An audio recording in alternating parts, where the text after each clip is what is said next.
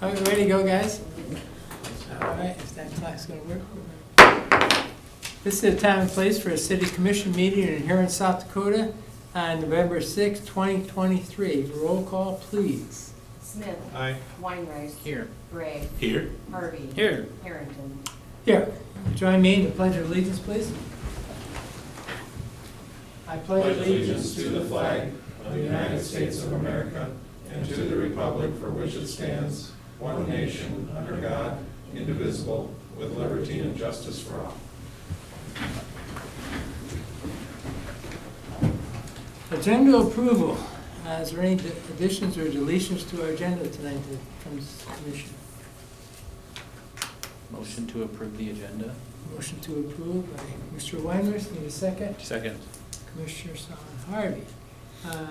Roll call vote, please. Smith. Aye. Weinreich. Aye. Gray. Aye. Harvey. Aye. Harrington. Aye. Okay. Moving on to public forum. Public forum is limited to a maximum of 3 minutes per person. Please state your name and address for the record.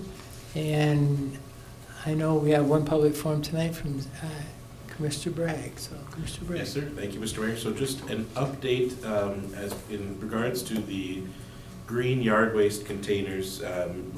This one always depends a lot on weather. So we had announced that last week was the last week for regular pickup on the same day as your trash.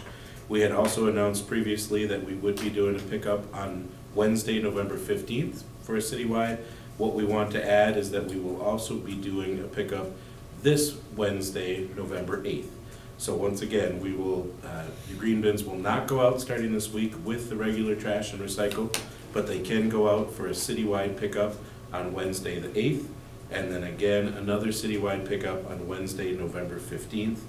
And then from there, we'll just play it by ear based on the weather. Again, the biggest concern is as it gets cold overnight, the wet leaves freeze into the container and they don't come out, and then we damage your container. So we don't want to do that for folks. But again, we did add a pickup this Wednesday, all citywide, another pickup next Wednesday the 15th, all citywide. If you have any questions, please call 605-353-8542. Thanks. Thank you, Commissioner Bragg. Does anyone else have anything for tonight for forum? I don't believe I have either, so we'll move on. Consent agenda. Matters appearing on the consent agenda are expected to be non-controversial and be acted upon by the commission at one time without discussion. Unless a member of the commission requests an opportunity to address any given items removed from the consent agenda will be discussed at the beginning of the formal items. The agenda for tonight is 4.1, minutes of October 30th, 2023, City Commission meeting. 4.2, fuel quotes for city departments. 4.3, personnel. Recommend a temporary job classification change for Julie Pomerico from administrative assistant to interim planning director. Number 2, accept the resignation of 9/11 telecommunicator Jennifer Gibson, effective November 17, 2023. 4.4, payment of the bills. Move to approve consent. Move to approve the consent. Commissioner Bragg, need a second on this item?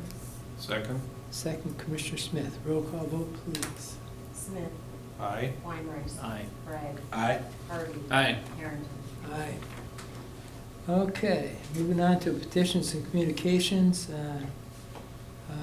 Public hearing to consider transferring retail on-sale liquor license from Columbus Club of Huron, Knights of Columbus, 565 21st Street Southeast, to Columbus Club of Huron, the income Knights of Columbus, 425 21st Street Southwest. Motion to approve. A motion to approve, Commissioner Harvey. Second. Second, Commissioner Smith. Any discussion on this item? Roll call vote, please. Smith. Aye. Weinreich. Aye. Bragg. Aye. Harvey. Aye. Harrington. Aye. Okay. Departmental items. We have amongst us tonight 8.1, presentation of independent auditor's report and financial statement for year ending December 31st, 2022. And I would invite our auditors to come up.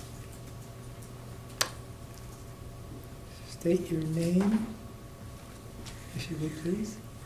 I'm Rebecca from ELO. Jessica. Okay, welcome. Nice to be back here, seeing you, everybody again.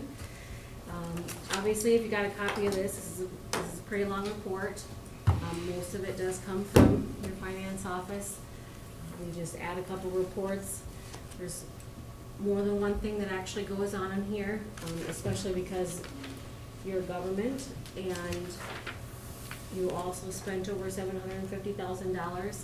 So we do a special audit, what we call a single audit. Some people means that, when it means one audit, it means no, we dig in and audit those federal dollars in a special way, and then we let the federal government know that we did that too. I give a couple different letters in here. The one that starts on page 1. This one is on internal control and compliance with government auditing standards. That's us looking to see that you have, internal control set up.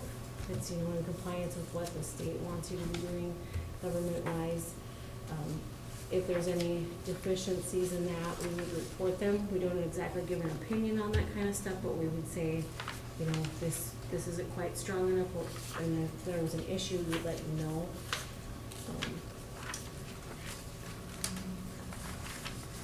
As you can see,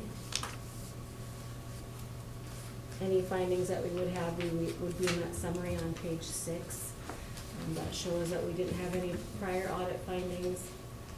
And at the bottom, in section 2, if we had any internal controls or compliance findings, they would be in there. The next report that starts on page 3 and 4, this one is actually over your federal dollars, and that's special internal control and compliance over that part of the audit. Again, if we had any problems with anything that we seen in there that we picked, we would have a finding on that and let you know what all that was about. We look at everything that you spent, and we picked the ones that we call our major testing. We again picked that 66.458 that you see on page 6 for that clean water state revolving funds. We take a look at what the federal government says is the compliance parts of that, and all the state agencies that you're working with together on that, and that everything that was spent correctly. If anything wasn't, there would be a question, cost, and finding with any part of those dollars. We didn't find anything wrong with any of that. And our final report is actually our independent auditor's report that does give a full opinion. That starts on page 7. There is more than one opinion inside this report too, because there are different reports in the financials. We're giving an opinion on some totals in there on the government side and what we call the business type funds in there, and then anyone that we have named individually, we call them a major fund, and we're also giving an opinion on that. We have, none of those funds are getting anything besides an unmodified opinion.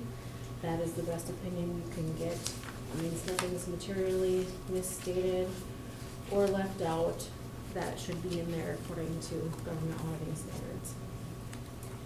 Everything that comes behind page 9 then comes out of your office. I don't usually go through every single page of these. Anybody ever has any questions about what's listed in here, you can sure reach out to our office and I can explain it more, but otherwise. We got all night. There's only 69 pages. The last part that I did do that part tonight, then our audit partner, Jamie Aldine, will get in and sign and certify to the federal government that you got your single audit done, and then Pauline will go in and certify that part too, so it'll be all done for the year. Okay. That's all I have. Any questions for Rebecca? I do have one Yes, question. if I Commissioner may. Smith. I think it's on page 18. Okay. I'm not not sure as I'm scrolling through it, it's on 20, but I think on your document, it's on page 18. Having to do with economic factors in next year's budgets and rates.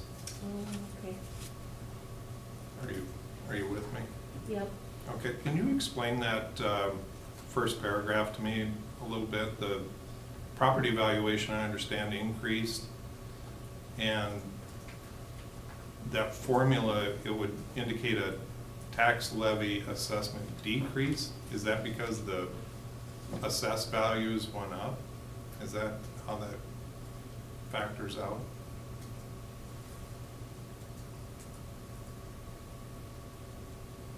I believe so. This part actually is, you know, the MD&A coming right from Pauline.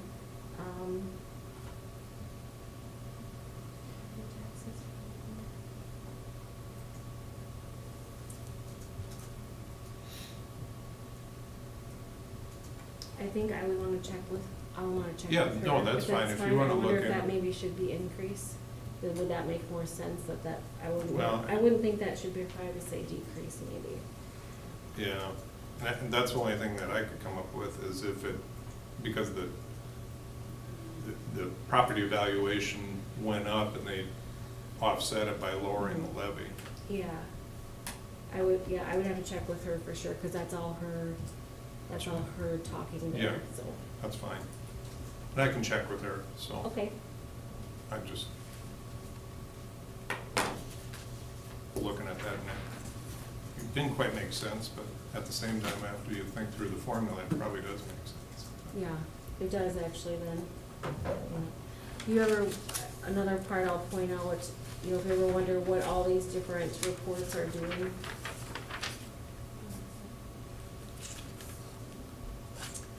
On page 11, this chart kind of tells you, you know, what kind of different reports you're seeing in there, what kind of funds are in each one, what the differences are, what they add to them, what they take out.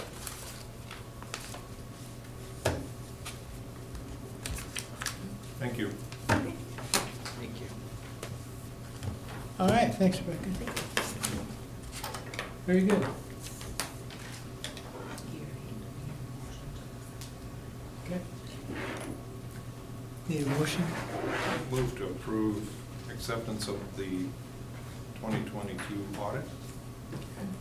Have a motion to approve the 2022 audit.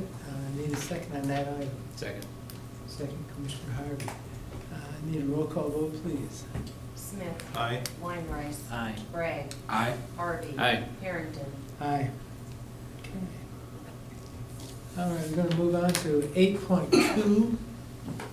And Brian, I'd like to have you discuss this with us. Sure. The lease agreement that is being looked at or approved for approval tonight has to do with Broadland Creek Golf Course Clubhouse. We started a lease agreement with Ben Drott out there, I think it was in 2020 possibly.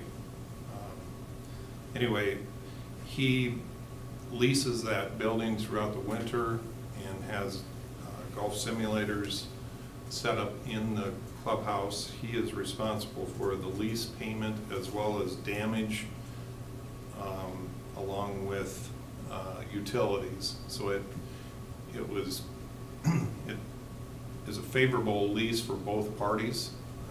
We did increase his monthly lease requirement to $200 a month this year, and that's the only change on the lease agreement.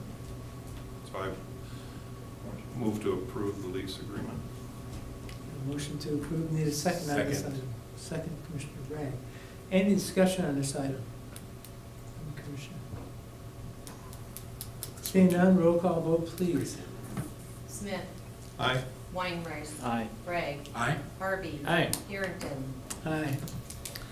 Okay, that will end our session, and no work sessions tonight. We have an executive session, need to